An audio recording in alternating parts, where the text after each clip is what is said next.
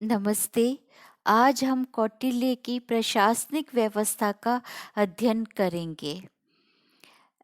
कौटिल्य के अर्थशास्त्र में एक सुसंगठित प्रशासनिक व्यवस्था का चित्रण देखने को मिलता है। राजा को कौटिल्य ने प्रशासनिक व्यवस्था का शीर्षस्थ बिंदु स्वीकार किया है। प्रशासनिक व्यवस्था में राजा के पश्चात अमात्यों और विभिन्न श्रेणियों के मंत्रियों को सम्मिलित किया गया है।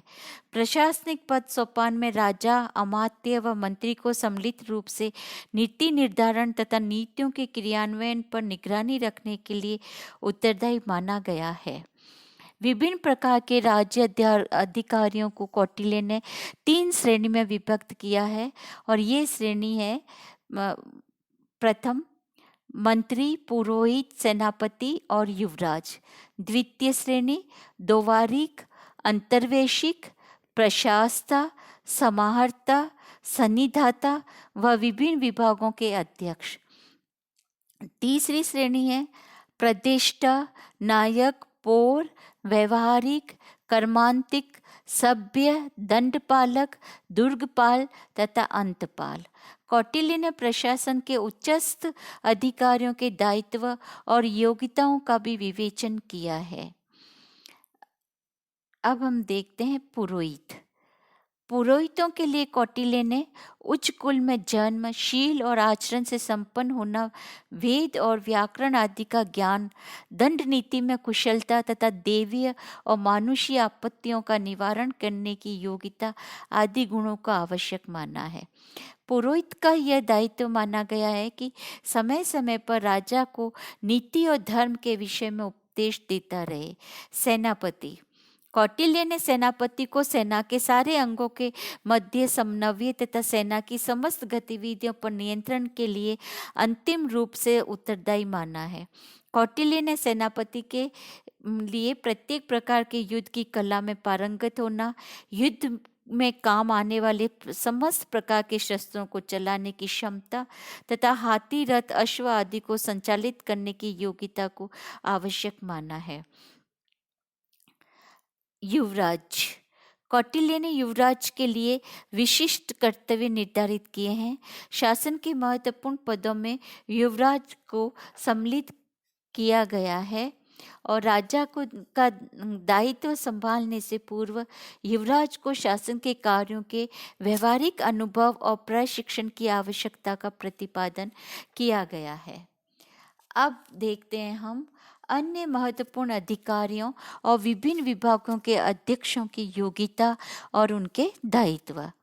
कौटिल्य ने प्रशासन के उच्च स्तरीय अधिकारियों के अतिरिक्त विभिन्न श्रेणियों में नियुक्त पदाधिकारियों की योग्यताओं और दायित्वों का भी विवेचन किया है। जैसे पहला दोवारिक। दोवारिक राजमहल के संरक्षण के लिए उत्तरदायी होता था। राजप्रसाद की आंतरिक व्यवस्था भी यही करता था। दूसरा अंतर्वेशिक। कौटिल्य ने इस पदाधिकारी को राजा का प्रधान अंगरक्षक माना है। तीसरा समाहर्ता। कौटिल्य ने समाहर्ता का कार्य करारोपण तथा राज्य के आय व्यय का हिसाब किताब रखना और बजट बनाना माना है। नेक्स्ट सन्निधाता। सन्निधाता राज्य के भंडार गृहों का प्रभारी माना गया है। कौटिल्य ने सन्निधाता के प्रमुख कार्यों में भंडार व कोषागार के रख रखाव व व्यवस्था को सम्मिलित किया है। नेक्स्ट प्रदेष्टा। फौजदारी मुकदमों का निर्णय करने वाले न्यायाधीश को कौटिल्य ने प्रदेष्टा की संज्ञा दी है। नेक्स्ट व्यवहारिक। धर्मस्थीय न्यायालयों के मुख्य न्यायाधीश को कौटिल्य ने व्यवहारिक की संज्ञा दी है। कर्मांतिक। कौटिल्य ने कर्मांतिक को राज्य में चल रहे कारखानों और खदानों की देखभाल के लिए उत्तरदायी माना है। नेक्स्ट दुर्गपाल। राज्य में स्थित किलों के प्रभारी को कौटिल्य ने दुर्गपाल की संज्ञा दी है। पर्ण्याध्यक्ष। कौटिल्य ने पर्ण्याध्यक्ष को राज्य में वस्तुओं के क्रय विक्रय और आयात निर्यात पर नियंत्रण के लिए उत्तरदायी माना है। कुप्याध्यक्ष। कौटिल्य ने चंदन, बांस, पलाश, शाल, ताड़, आम, शाक आदि लकड़ियों को कुप्य कहा है। कुप्पाध्यक्ष को कौटिल्य ने जंगल की रक्षा करने के लिए नियुक्त कर्मचारी के अध्यक्ष से इमारती कामों के योग्य लकड़ी मंगवाकर उनका संग्रह करने के लिए उत्तरदायी माना है। फिर नेक्स्ट है आयुधगाराध्यक्ष। कौटिल्य ने राज्यों में शस्त्रों का संग्रह करना और उनके रख रखाव के लिए नियुक्त अधिकारी को आयुधगाराध्यक्ष कहा है। पोतवाध्यक्ष। राज्य में वाणिज्यिक गतिविधियों में तोल माप को नियंत्रित करने के लिए नियुक्त अधिकारी को कौटिल्य ने पोतवाध्यक्ष कहा है। शुल्काध्यक्ष। नगरों की सीमाओं में लाई जाने वाली वाणिज्यिक वस्तुओं पर चुंगी वसूल करने के लिए कौटिल्य ने शुल्काध्यक्ष को उत्तरदायी माना है। नेक्स्ट सूत्राध्यक्ष। राज्य में वस्त्रों के उत्पादन तथा वस्त्र उत्पादन के विभिन्न चरणों जैसे सूत काटना व बुनना आदि में लगे लोगों की गतिविधियों का नियमन करने के लिए कौटिल्य ने सूत्राध्यक्ष को उत्तरदायी माना है। नेक्स्ट सीताध्यक्ष। सीताध्यक्ष कौटिल्य के अनुसार राज्य में कृषि विभाग का प्रभारी है। कौटिल्य ने सीताध्यक्ष को राज्य में कृषि उत्पादन से वृद्धि, कृषि के योग्य भूमि के विस्तार, कृषि में प्राकृतिक आपदाओं से होने वाली क्षति से सुरक्षा तथा कृषि कार्य के विभिन्न पक्षों पर किसानों को उचित परामर्श देने के लिए उत्तरदायी माना है। सुराध्यक्ष। कौटिल्य के अनुसार सुराध्यक्ष राज्य के आबकारी विभाग का अध्यक्ष होता था। सुनाध्यक्ष। कौटिल्य ने राज्य द्वारा पशु पक्षियों को संरक्षण प्रदान किए जाने की आवश्यकता प्रतिपादित की है। कौटिल्य ने ऐसे पशु पक्षियों की सुरक्षा का दायित्व सुनाध्यक्ष पर डाला है जिनका वध राज्य द्वारा प्रतिबंधित कर दिया गया हो। गणिका अध्यक्ष। कौटिल्य ने राज्य में वेश्याओं पर नियंत्रण के लिए गणिका अध्यक्ष को उत्तरदायी माना है। नावा अध्यक्ष। राज्य के जल मार्गों में नौकाओं जलयानों के आवागमन को नियंत्रित करने के लिए उत्तरदायी अधिकारी को कौटिल्य ने नावाध्यक्ष कहा है। गौ अध्यक्ष।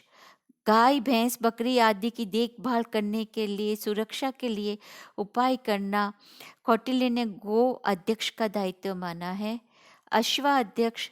राज्य में सैनिक कार्यों में उपयोग के लिए अश्वों की अच्छी नस्ल तैयार करने, अश्वों की देखभाल और उनके स्वास्थ्य का ध्यान रखने तथा उन्हें युद्ध आदि विभिन्न कार्यों में भली प्रकार प्रशिक्षित करने के लिए कौटिल्य ने अश्वाध्यक्ष को उत्तरदायी माना है। कौटिल्य ने सैनिक कार्यों में उपयोग में आने वाले हाथियों की पहचान, उनके विकास और उन्हें प्रशिक्षित प्रदान करने के लिए हस्ती अध्यक्ष को उत्तरदायी माना है। मुद्रा अध्यक्ष। राज्य में विदेशियों को आवागमन की अनुमति देना और विदेशी व्यापारियों को व्यापार के लिए लाइसेंस देने के लिए कौटिल्य ने मुद्रा अध्यक्ष को उत्तरदायी माना है। विविता अध्यक्ष। विविता अध्यक्ष कौटिल्य के अनुसार राज्य के वन विभाग का प्रभारी है। स्वर्णा अध्यक्ष।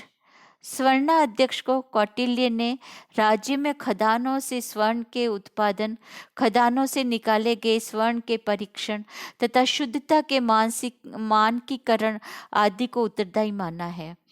आकारा अध्यक्ष। आकारा अध्यक्ष को कौटिल्य ने राज्य के खनिज विभाग का प्रभारी माना है। इसके पश्चात हम देखते हैं कौटिल्य ने स्थानीय प्रशासन का भी उल्लेख किया है। कौटिल्य ने राज्य के प्रशासनिक व्यवस्था में विकेंद्रीकरण को आवश्यकता पर बल दिया है तथा राज्य को स्थानीय और प्रादेशिक इकाइयों के संगठन का परामर्श दिया है। कौटिल्य ने मुख्यतः दो प्रकार की स्थानीय संस्थाओं का संकेत दिया है। पहला पुर। पुर कौटिल्य के अनुसार नगर का पर्यायवाची है। नगर को कौटिल्य ने कई भागों में विभक्त कर उसके प्रत्येक भाग को स्थानिक नाम के अधिकारी के अधीन रखा है। स्थानिक के अधीन कौटिल्य ने गोप नामक अधीनस्थ अधिकारी की नियुक्ति की अपेक्षा की है तथा प्रतिपादित किया है कि 20 कुटुंबों के ऊपर एक गोप की नियुक्ति की जानी चाहिए। पूर्व के प्रधान अधिकारी को कौटिल्य ने नागरिक की संज्ञा दी है। नागरिक को नगर के संपूर्ण प्रशासनिक कार्यों, नगर में कानून व्यवस्था के निर्वाह तथा राजकीय कार्यों के लिए व्यवस्थाएं करने के लिए उत्तरदायी माना गया है। सेकंड, स्थानीय प्रशासन की ग्रामीण इकाई। कौटिल्य ने प्रशासन और राजस्व के संग्रहण की दृष्टि से शासन को ग्रामीण इकाइयों की एक श्रृंखला के रूप में संगठित करने पर बल दिया है। कौटिल्य के अनुसार 100 ग्रामों के बीच एक स्थानीय, 200 ग्रामों के समूह में एक कार्वटिक, 400 ग्रामों के समूह में एक द्रोणमुख और 800 ग्रामों के समूह में संग्रहण नामक इकाइयों की स्थापना की जानी चाहिए। इस तरह से हम देखते हैं कि कौटिल्य ने विस्तृत रूप से प्रशासनिक व्यवस्था का उल्लेख किया है। धन्यवाद।